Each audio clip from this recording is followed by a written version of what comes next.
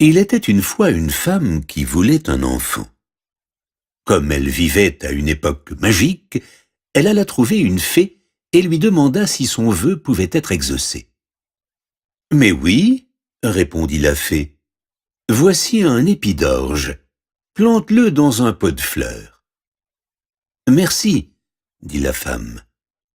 Elle planta l'épi et une grande et magnifique fleur s'épanouit aussitôt.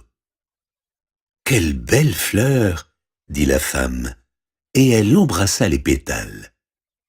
Au même moment, la fleur s'ouvrit et une petite fille en surgit.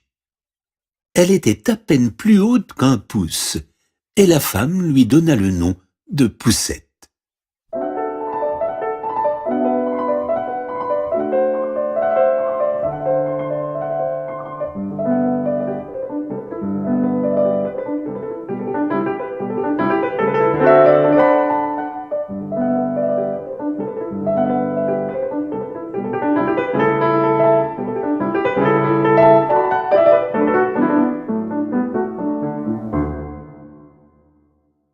Une nuit, alors que Poussette était étendue sur son petit lit, une grosse crapaude gluante sauta droit sur la table où elle dormait. « Quelle jolie épouse elle ferait pour mon fils !» dit la crapaude, et elle emporta le lit en coque de noix dans lequel Poussette dormait. Le fils de la crapaude était encore plus laid que sa mère. Et lorsqu'il vit cette ravissante jeune fille dans son lit fait d'une coque de noix, il se mit à couasser joyeusement. Ils placèrent le lit dans le ruisseau d'où Poussette ne pourrait pas s'échapper. Poussette se réveilla le lendemain et se mit à pleurer lorsqu'elle découvrit où elle était. Elle ne pouvait voir que l'eau qui l'entourait et n'avait aucun moyen d'atteindre la terre.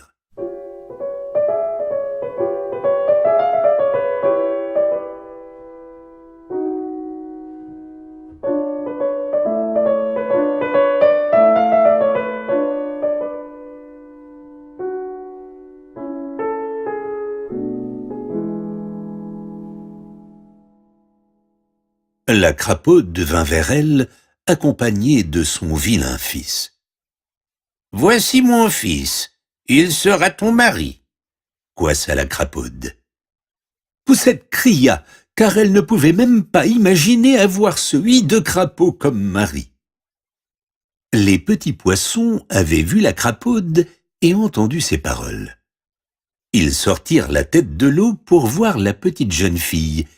Ils la trouvèrent tout de suite charmante, et cela leur fit de la peine de penser qu'elle devait aller vivre avec les affreux crapauds. Ils se mirent donc à mordiller la racine du nénuphar où Poussette était assise. Lorsqu'ils eurent fini, la feuille descendit le cours du ruisseau. Poussette rencontra un hanneton qui volait autour d'elle. Il l'attrapa et l'emmena jusqu'à un arbre. Oh, comme la petite Poussette était effrayée! Le hanneton lui donna du miel à manger et déclara qu'elle était très jolie. Mais ses compagnons dirent « Elle n'a que 2 jambes, c'est affreux à voir !» Le hanneton se laissa convaincre et ne voulut plus s'en soucier. Il lui dit qu'elle pouvait aller où elle voulait. La pauvre Poussette s'en alla seule dans la forêt.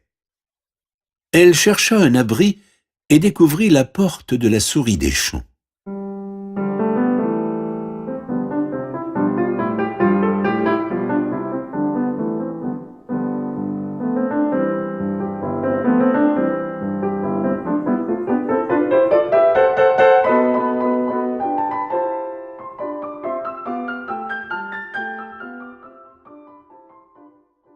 Debout devant la porte, la pauvre petite Poussette demanda de l'aide.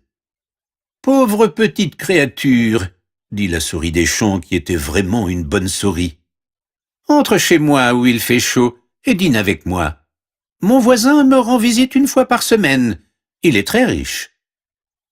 Si seulement tu pouvais l'avoir pour mari, tu n'aurais besoin de rien.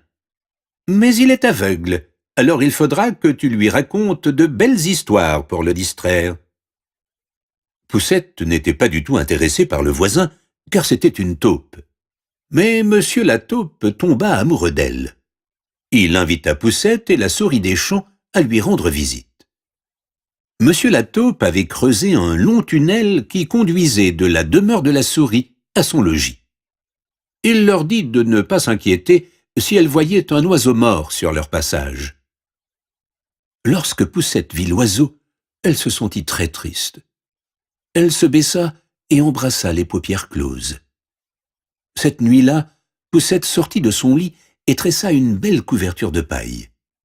Puis elle la porta à l'oiseau mort et l'en recouvrit. Elle posa sa tête sur la poitrine de l'oiseau et sursauta, car elle entendait les battements de son cœur. Il n'était pas vraiment mort, seulement engourdi par le froid. L'oiseau était fort grand à côté d'elle. Elle prit son courage à deux mains et pressa la couverture plus étroitement autour de la pauvre hirondelle. Elle était vivante, mais très faible. « Oh, merci, jolie petite demoiselle !» remercia l'hirondelle malade. « Je vais bientôt recouvrer mes forces et serai capable de voler de nouveau dans les chauds rayons du soleil. » Poussette la soigna tout l'hiver. Peu après, le soleil réchauffa la terre. Alors l'hirondelle dit adieu à Poussette. « Au revoir !» dit l'hirondelle, et elle s'envola.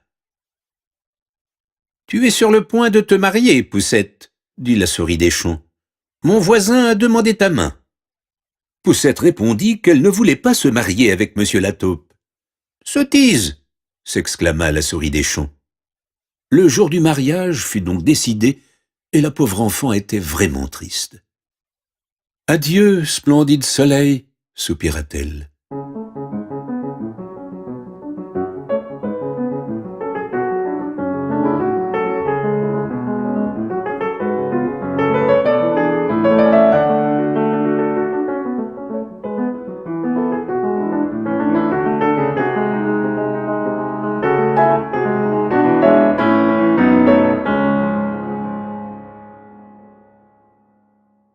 Cui, cui, cui, cui !» entendit-elle soudain au-dessus de sa tête. Elle leva la tête vers le ciel et aperçut l'hirondelle. Alors elle lui dit qu'elle ne voulait pas se marier avec l'affreux Monsieur la taupe, vivre sous terre et ne plus jamais revoir la lueur du soleil. « Un hiver froid s'en vient, » dit l'hirondelle, « et je vais voler vers des pays plus chauds. Veux-tu venir avec moi ?»« Oh oui, je viens avec toi !» déclara-t-elle, et elle s'assit sur le dos de l'oiseau. Elles finirent par atteindre un palais de marbre blanc éblouissant. « Voici ma maison, » dit l'hirondelle. « Choisis une de ces magnifiques fleurs et je te poserai dessus. »« Oh, ce serait merveilleux !» dit Poussette. Un grand pilier de marbre reposait sur le sol, brisé en 1000 morceaux. Au milieu, poussait la plus belle des fleurs blanches. Quelle ne fut pas sa surprise lorsqu'elle découvrit, au centre d'une des corolles, un petit homme aussi transparent que du verre. Il n'était pas plus grand que Poussette. C'était l'ange de la fleur. Lorsqu'il vit Poussette, il se sentit heureux et se dit qu'elle était la plus belle des jeunes filles qu'il eût jamais vues. Il lui demanda si elle voulait devenir sa femme et reine de toutes les fleurs, et Poussette accepta avec joie. Dès lors, Poussette vécut heureuse jusqu'à la fin des temps.